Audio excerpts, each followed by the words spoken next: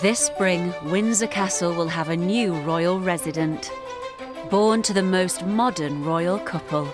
The example that Meghan and Harry have made by falling in love with one another and not being hindered by anybody's old-fashioned, stuffy ideas, it is fantastic.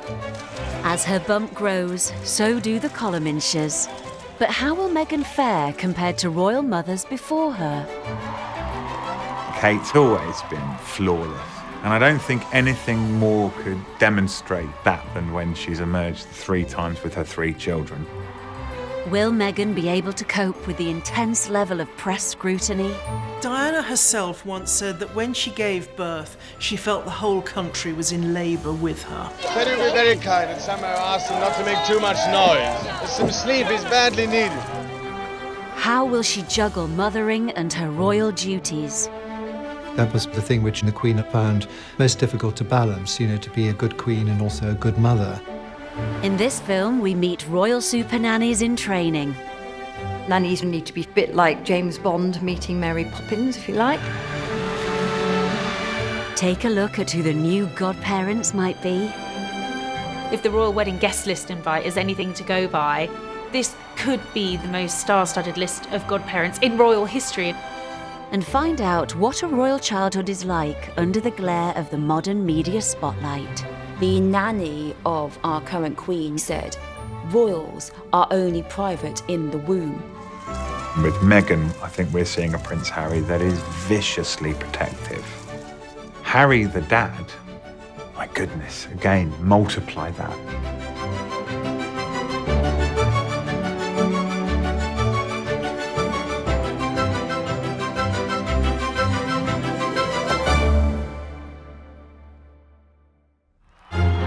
May 2018. Watched by 2 billion people around the world.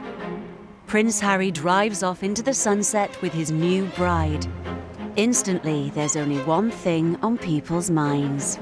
As soon as they'd taken the confetti out of their hair, the next story in the chapter was, will they, won't they, have a baby? Harry has been a brilliant uncle to William's children.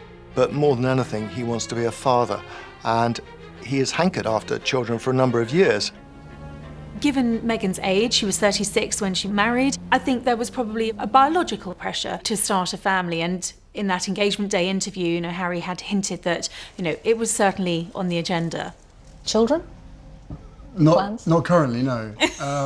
No, of course, I think, one step at a time, and hopefully we'll start a family in the near future. Meghan's upbringing was not the easiest of upbringings, but that is something that Harry and Meghan bizarrely have in common.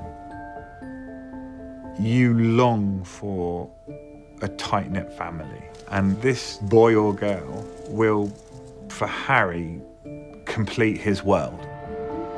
5 months after their wedding, keen-eyed journalists think they spot what they're waiting for. As soon as I saw her step out of the car at Princess Eugenie's wedding in Windsor, that sort of very deliberately loose-cut box coat, it was just a bit of a giveaway.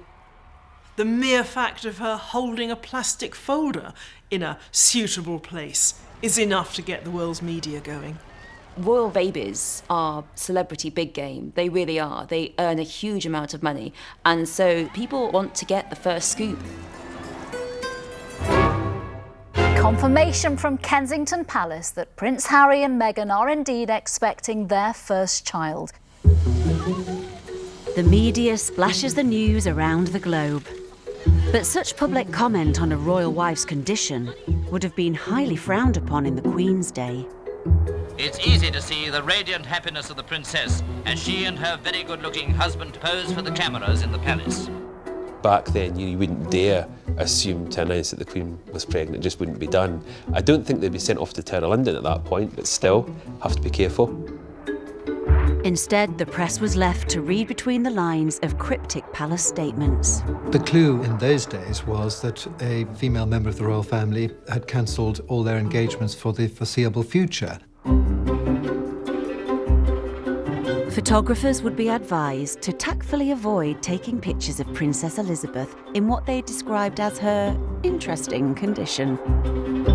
It wasn't felt quite nice, as it were, for a woman to flaunt a visibly pregnant belly, so she tended to retire a little bit. By the time Diana and Charles married, society had changed, and the royal family felt it acceptable to make the news more public. By this morning's announcement that your Royal Highnesses are to be blessed with a child. But after the announcement, the press most definitely did not allow the princess to gracefully retire. In the early stages of Diana's pregnancy, Diana was photographed in a bikini on holiday in the Bahamas, and the Queen was really annoyed and horrified about this. First time that we'd seen a member of the royal family in that way. You know, this was unseemly for somebody who might sit on the British throne. So she called a meeting at Buckingham Palace of all the editors of the national newspapers. And she said, you know, you simply have to leave the Princess of Wales alone.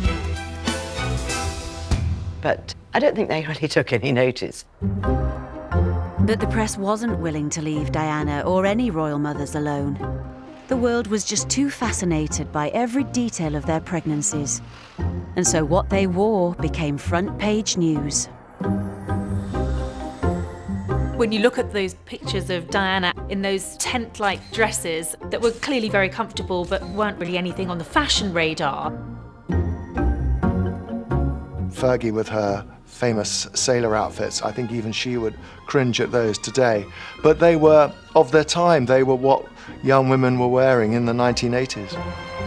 Far from hiding away, royal mothers-to-be are now on show like never before, and they have to dress accordingly.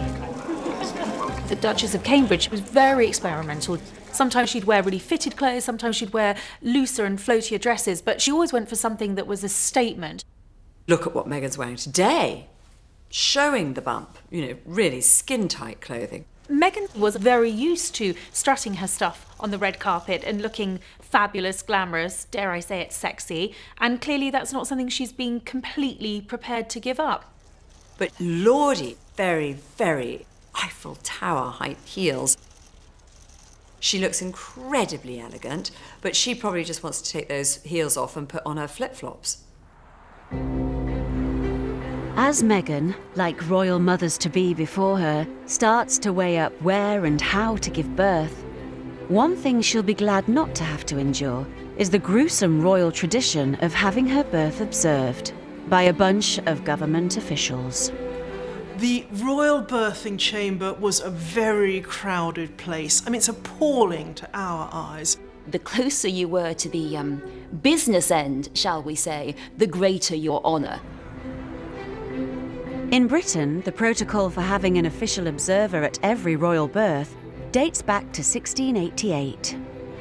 When James II's wife gave birth, there were stories that a baby boy was smuggled in a warming pan because it had been so long and no boy had been produced and it was so controversial. This probably wasn't true, it probably was a real pregnancy, but still it became gossip, it became talked about, and after that, to get rid of any gossip, all royal births had to be witnessed by a senior politician.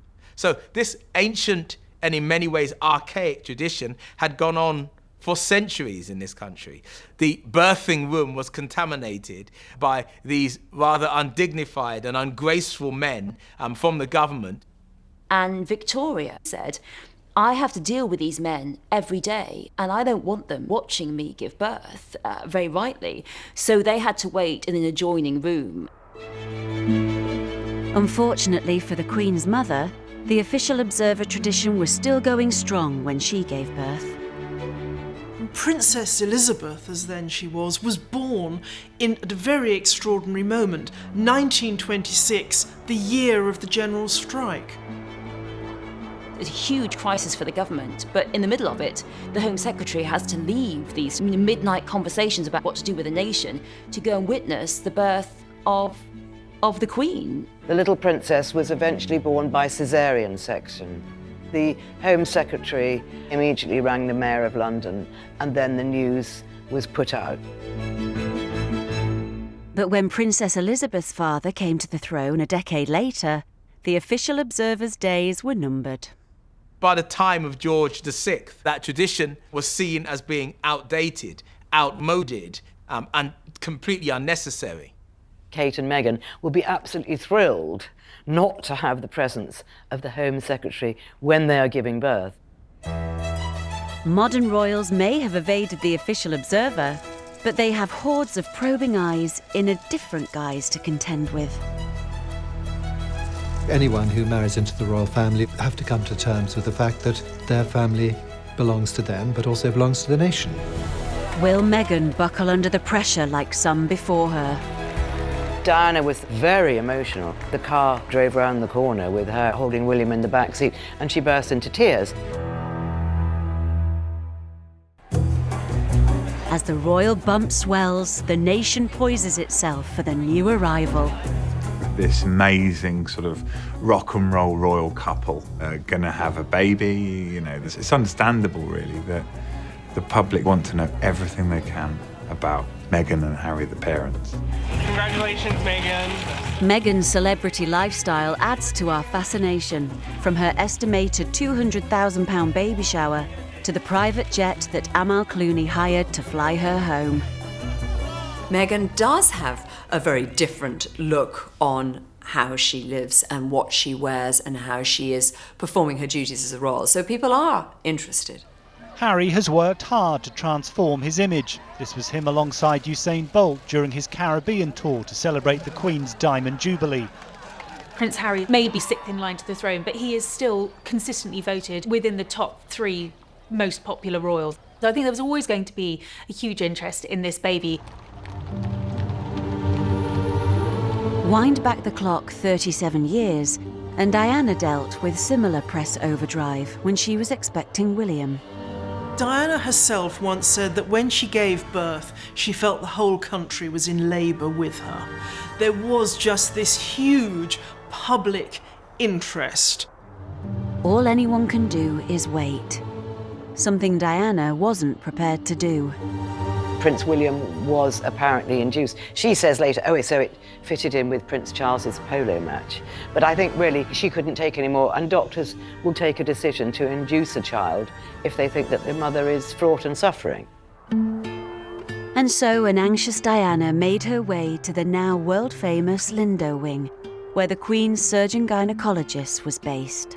When I had my daughter there, it was very Spartan compared to what it is today. And it really wasn't a smart room at all. There was no ensuite bathroom. But the staff were simply wonderful. And the medical care was first class. Diana is believed to have had long but straightforward labours, giving birth standing up, supported by Charles, sucking on ice cubes for comfort. Can you be very kind and somehow ask them not to make too much noise? Some sleep is badly needed. I think Kate was keen to follow in those footsteps, to continue that historical link with the hospital, but also quite simply because it is the best. After suffering from terrible morning sickness, Kate entered the Lindo Wing through a secret tunnel. But once inside, her births went remarkably smoothly. Sir Marcus Setchell, the Queen's obstetrician and gynecologist, came out of retirement to deliver Prince George. I mean, there was a team of about 21 staff close by the delivery room. They weren't going to take any risks. Speculation that Meghan may give birth at the Lindo Wing has mounted. If there's one person that Meghan can take advice from, and should take advice from, it's Kate. So it's time for the photographers and cameramen to get ready for another week in a drafty London street waiting. Meghan might follow the traditional location, but will her birth plan be as traditional? Meghan is a trendsetter in so many ways, and she is also a Californian. So, you know, this might be a little bit more of a holistic birth. Meghan had told a lady in Birkenhead recently, who was a hypnobirthing practitioner, the work you're doing is amazing. So I can imagine, given her interest in yoga and meditation, it's very much something that she'd want to look at. And there might be speculation that she'll give birth up a tree, you know, reared by... I mean, some crazy stuff comes out. The reality is, they will be surrounded by some expert attention. They will be as well looked after as you could possibly dream, and they will do it their way. Meghan may well want to go without pain relief, but if it all gets too much, she can seek the type of help first championed by a royal mother of 9 before her. We think of Victoria as this matriarch, but oddly enough, and for such an icon of domesticity, she found the whole business disgusting, the shadow side of marriage, she called it. Of course, when she began bearing children, it was still before any really effective pain relief. Queen Victoria found out that there were obstetricians and anaesthetists in Edinburgh specifically that were allowing women to have chloroform during labour and having pain-free births, and she thought that was wonderful. Well, who wouldn't? She was urged not to set this bad example by some in the religious establishment, but Victoria was having none of that. She wanted the blessed chloroform. Terry Coates is an expert on how women coped with childbirth in centuries gone by. Here's a chloroform mask. It's the sort of mask she might have used for chloroform or possibly ether, and it would have been placed over the nose and mouth, and the ether or chloroform would have been dripped onto the fabric. So when Queen Victoria asked for the pain relief for her 8th and 9th babies, she was really doing something that was completely out of the ordinary. And she sort of blazed a trail for other women to have pain relief for labour. Congratulations, I'm predicting it's going to be a boy. Meghan has reportedly hired a birth coach called a doula to help her have a natural labour. But will that mean Harry's left pacing outside? I think that Harry is so likely to attend the birth. I think he'll be there doing yoga moves with Meghan, and I think that Harry has a very important duty, and that is to call the Queen. So what normally happens is that there is an encrypted phone that cannot be tapped, and he'll tell her, girl or boy. So the Queen will know before Charles, before Meghan's mother. That's the way it works. The Queen knows first because she's the head of the family. Finally, the moment comes to introduce the bundle of joy to the nation, the importance of which cannot be underestimated. After Prince Charles was born, it was something like a month before Cecil Beaton was invited to take official pictures to be released. And because not much had been seen before that, there really were rumours that there was something wrong with the baby. But by the time the royals started giving birth in hospital, much to the public's delight, first appearances came much sooner.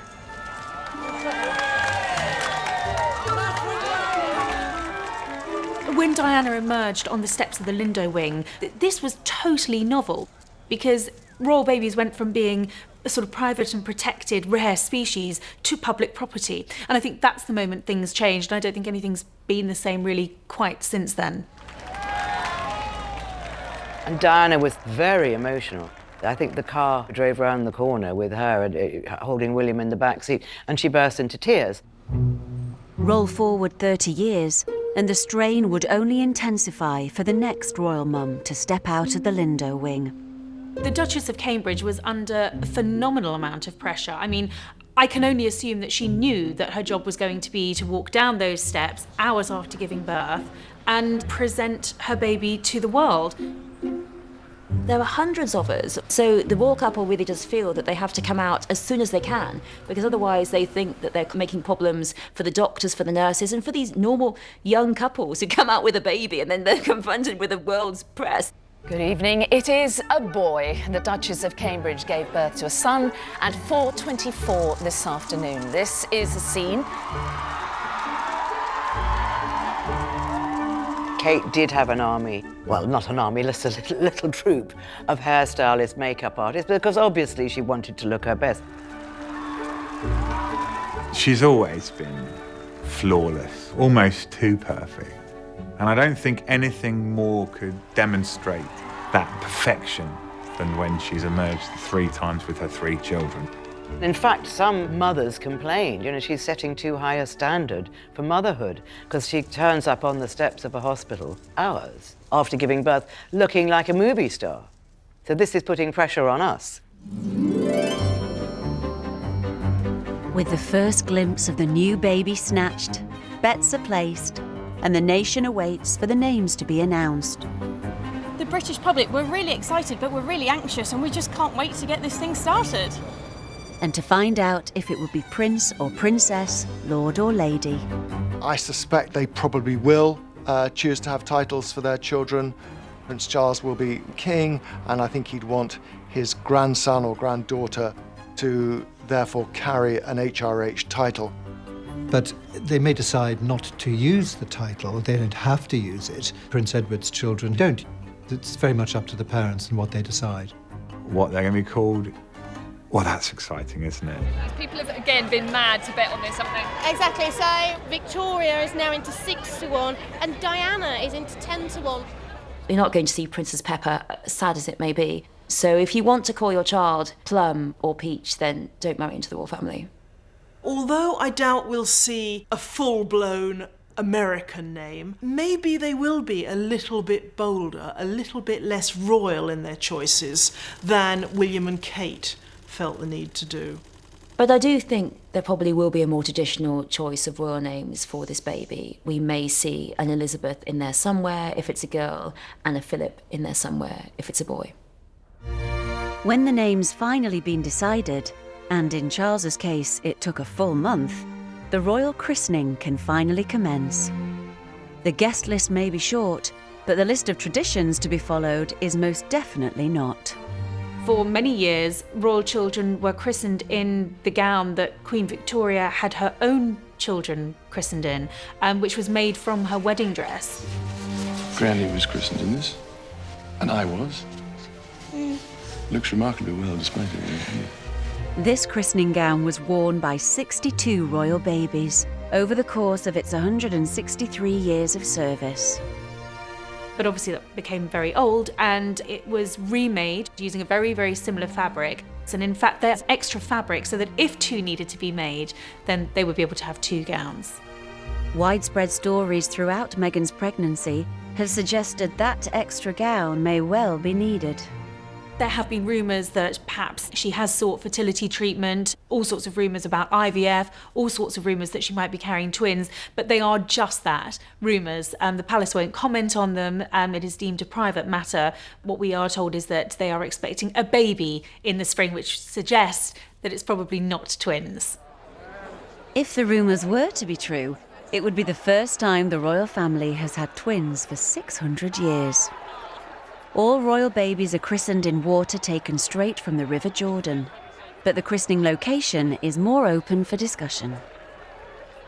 I think there's a strong chance that baby Sussex could even be christened at St George's Chapel, which would be a fantastic moment for Harry and Meghan to relive their wonderful wedding day there. But it's also where Harry himself was christened. After the service, the Queen talked to Princess Anne's children about a new puppy. It's called Dash. Dash. Zara. If the new royal baby's christening is held at Windsor, will we see the return of some A-listers in a different role? This could be the most star-studded list of godparents in royal history, and if the royal wedding guest list invite is anything to go by, you might see the Clooneys popping up as godparents. The Beckhams, who knows? I mean, why not? Meghan's background being as it is, she is close friends with some very famous people. So I think it'll be very, very interesting to see their choice of godparents. The christening photos are often an opportunity to see the whole royal family gathered together in an intimate setting. Kent Gavin was chosen to be the official photographer for Prince William's. It was a great honour.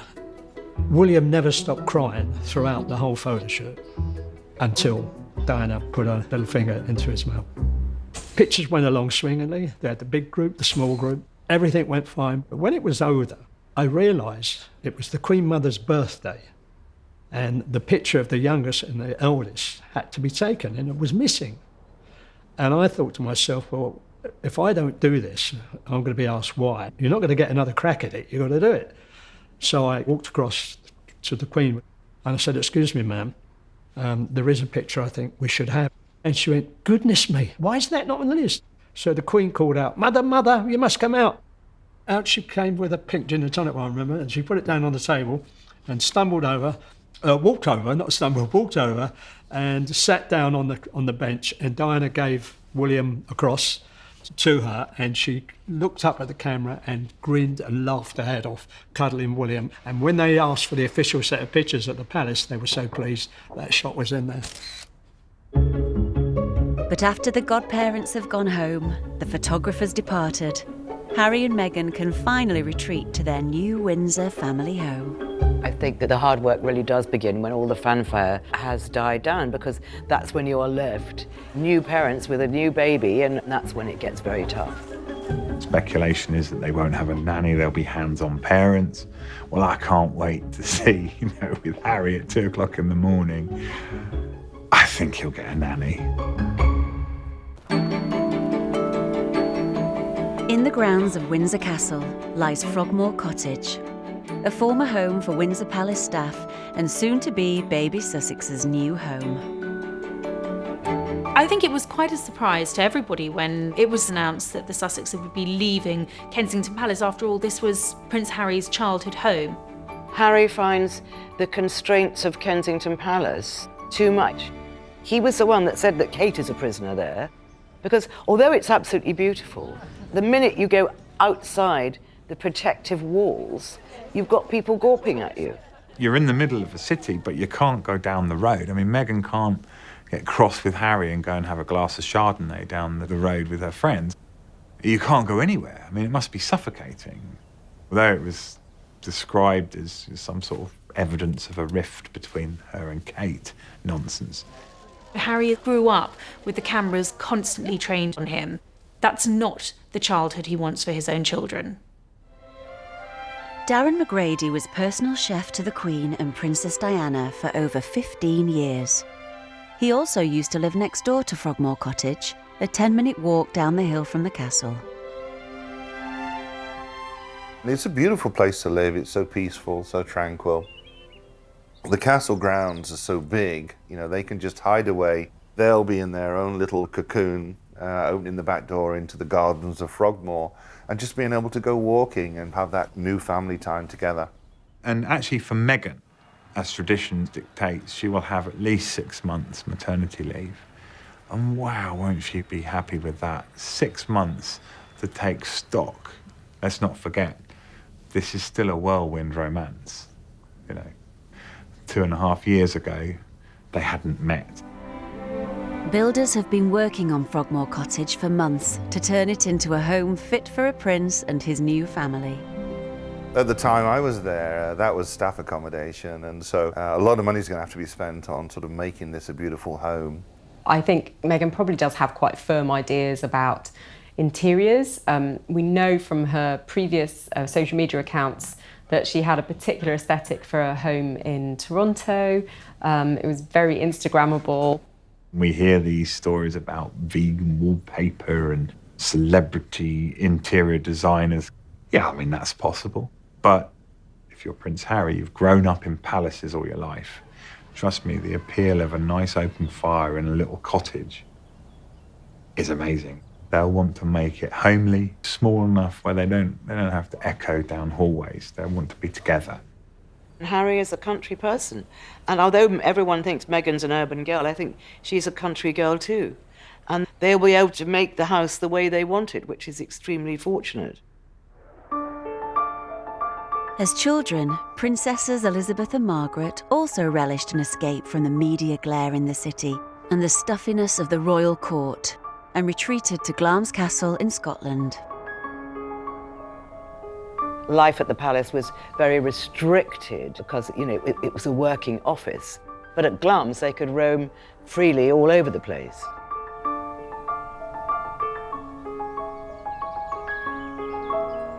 Up in one of Glamis Castle's turrets lies a hidden trove of rarely seen photos of the Queen and Princess Margaret as little girls. Glamis Castle was the family home of the Queen Mother. So obviously we have a lot of records and lovely photographs relating to Princesses Elizabeth and Margaret. So a lot of these photos won't have been seen by the public before. It's very much a private family album. Weather permitting, it was very much an outdoor lifestyle here. They went horse riding, dog walking, And here we can see Princess Elizabeth jumping the hedge in the Italian gardens. Loved being outdoors. I think they had a tremendous amount of freedom here.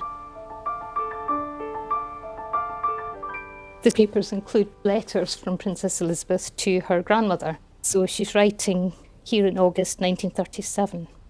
Darling Granny, thank you very much for having us to stay with you at Glamis. It was one of the happiest weeks I have ever spent. And she even goes on to say it was very dull here today after Glamis. So she clearly enjoyed her visits. Prince Harry may not be the only schoolboy to have got drunk, but he's royal and therefore different, and that his misdemeanours are subject to national examination. Modern royals now have a 24-hour news cycle to contend with. You want to have a look? Have a look through there. Let's see all those people at the other side. Having grown up in the spotlight himself, William has zealously protected his children's privacy. The letters went out from the palace to every editor, asking for them to live privately and not to be harassed, and that if they did overstep the line, then there would be legal proceedings. It is a big deal for William and Kate to bring their children out in public, especially as this was Princess Charlotte's first big engagement. They will not tolerate the paparazzi taking pictures of their children, and if official pictures aren't released, we really don't get to see them at all. Oh, how's that? I think Kate and William are doing a very, very, very good job of protecting their children from the prurient interest of the press, and at the same time allowing us enough access to see them, and because the public feel that there's some ownership over these poor kids. The royal family provides an opportunity to explore something extraordinary and forget the ordinariness of our existence, like watching a soap opera, but a soap opera that's real. But sometimes the soap opera becomes too much. In 2016, Harry made an unprecedented step of attacking the press when his new girlfriend Meghan was harassed, saying she'd been subject to a wave of abuse, outright sexism and racism.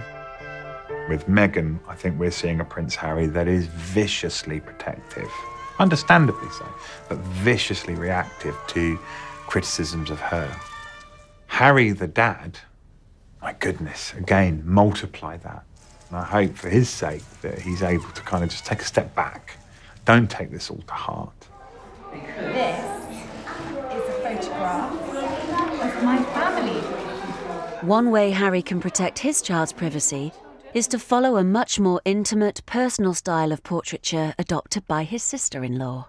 A lot of the time now, Kate takes her own pictures and issues them to the media, and we get them that way. Kate is quite good at it too. Yeah, well, she's got the access. That makes it a lot easier, doesn't it? He didn't seem over keen on the intrusion. Who are all these people in my garden? But no royal child can retreat from a nation hungry for adorable images of young princes and princesses for too long. And when they do appear, every tiny detail is noted. Even in the days of the Queen's childhood, if she wore a frock, you know, within 48 hours, it would be copied and on sale in America. In today's world, people just go online and buy the same thing, and it's huge business. In 2015, it was estimated the annual contribution of Princess Charlotte and Prince George to the UK economy was £177 million. Fully aware of the impact every piece of clothing will have, how will Harry and Meghan dress their child? Harry's joked about some of the outfits he was made to wear as a little boy, so I suspect he's not going to put his child in anything that he wouldn't be happy wearing.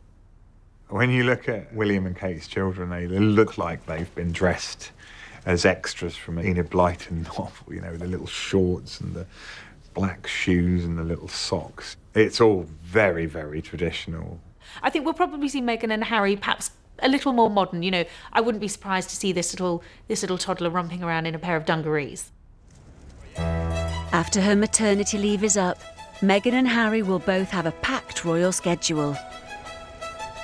Will they need the services of an elite nanny to look after the baby in their absence? Nannies need to be a bit like James Bond meeting Mary Poppins, if you like. And impose the sometimes hard to achieve strict royal discipline. They were little monkeys, so Diana was having a lot of trouble making them do what she wanted them to do. Once tucked away from the madding crowds in their new home in the grounds of Windsor Castle, who will Harry and Meghan turn to for help with their new baby? They actually have a very scaled back team of domestic staff. Meghan does all of the cooking, but I don't think you're going to find maternity nurses and night nurses. They're a pretty hands-on couple. I think Harry clearly adores Doria Ragland, Meghan's mother, and I think she'll play a pivotal role in those early weeks. And according to plans for renovations to Frogmore Cottage, there will be a granny annex so that when Doria stays, there'll be a special place for her to stay at the cottage. But with most of her friends over in the States, and a mother only here some of the time, once she goes back to work, there's one royal institution Meghan is likely to really need. The royal nanny is so important to the royal child, and many royal children, they are utterly devoted to their nannies and never forget them. The Queen's nanny, Bobo, she was always by her side. She was devoted to the Queen. Literally the night before the wedding, before she was about to marry this handsome prince, the Queen had loyal Bobo sleeping next door to her. So in a way, she went straight from the nursery to the marital bed. Nannies were all but essential for the Queen to fulfill her role. The Queen has been called the world's #1 career woman, and that was true. Obviously, a lot of her time would be taken up, with royal duties, and I think that was probably the thing which she must have found most difficult to balance, to be a good queen and also a good mother. Harry benefited from the huge change in royal parenting style chosen by his mother.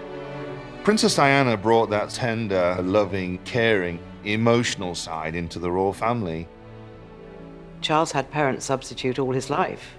And Diana said that she was never going to bring up her children in the way that he'd been brought up, which was to be so emotionally distant from your parents. Diana insisted she took her boys on royal tours, something that had never been done before. Spotlight should shift just a little onto the baby Prince William today. Diana couldn't escape the need for a nanny, but was determined it wouldn't be the usual stiff-starched matron type. Diana said she wanted a far more modern nanny, but of course that it didn't really work because Diana actually wanted the children all to herself. She had a wonderful nanny called Barbara Barnes, and Diana became jealous and would pick on Barbara, and it just became untenable. So in the end, Barbara had to leave. Diana would have another battle on her hands, implementing the usual strict discipline expected of a royal child. Diana insisted that she should be the one that should smack her children, if anyone should. And again, in those days, you could smack your children, but the Queen was quite shocked at how wild William and Harry were. They were little monkeys, so Diana was having a lot of trouble making them do what she wanted them to do. Diana did say that at Fergie's wedding, when William was a page, she thought she might have to put a line of Smarties along the aisle so that Prince William would keep his eyes straight in front. But in the end, although Prince William fiddled and jiggled, he did behave quite well for Prince William. By the 90s, the Windsor nursery was bursting with royal children and their nannies. But I think the funniest part of all was actually the order of rank that went on in the royal nursery when one of the nannies would say, well, why don't we do roast chicken this evening? My children love that. And Prince William and Harry's nanny would say, I think we'll do fillet of beef. The boys will like that. I don't think it was about the boys, it was about Nanny. There's always domestic politics at Kensington Palace, and rumours have been especially rife since Meghan's arrival. What inspiration might Harry and Meghan take from the ups and downs of their childhoods to guide them through parenthood? As parents, William and Harry will always be influenced by their mother. Her desire to try and give them a taste of real life, normality, runs through the veins of William and Harry. Meghan's parents separated when she was 2. She grew up in a broken family, but actually, to both of her parents' credit, she grew up in a family that was happy nonetheless, and she has a very, very close relationship with Doria. And I think she's going to want to make sure that she has a very close relationship with her child. Harry tends to follow in his brother's footsteps, and weirdly, William tends to follow in Harry's footsteps. They are this weird sort of mentors to each other. And so I would expect with when Harry becomes a dad, he will look at William and Kate's example and he will follow that almost to the letter. William and Kate have tried to be as hands-on as their busy lives allow. I mean, Prince William famously changed nappies, got up in the middle of the night to do feeds. I mean, he really doesn't make a song and dance about it, but he has been a very hands-on father. William and Kate do school pickup, they do bath time, they do tea time. Saying that, when they go away on tours, Carol's always there to help look after the children. So I think it's very much joint childcare between Carol and Michael Middleton and Maria. Maria is the Cambridge's Spanish nanny who resides in her own apartment at Kensington Palace. Maria Barallo was a brilliant appointment. She's very rarely photographed, she's very rarely seen, but she is always there. Barallo is a prestigious Norland nanny. Her degree from this Bath college could set you back £45,000. And it's the go-to place for royals when they need childcare. We say that we are steeped in history, but focused on the future.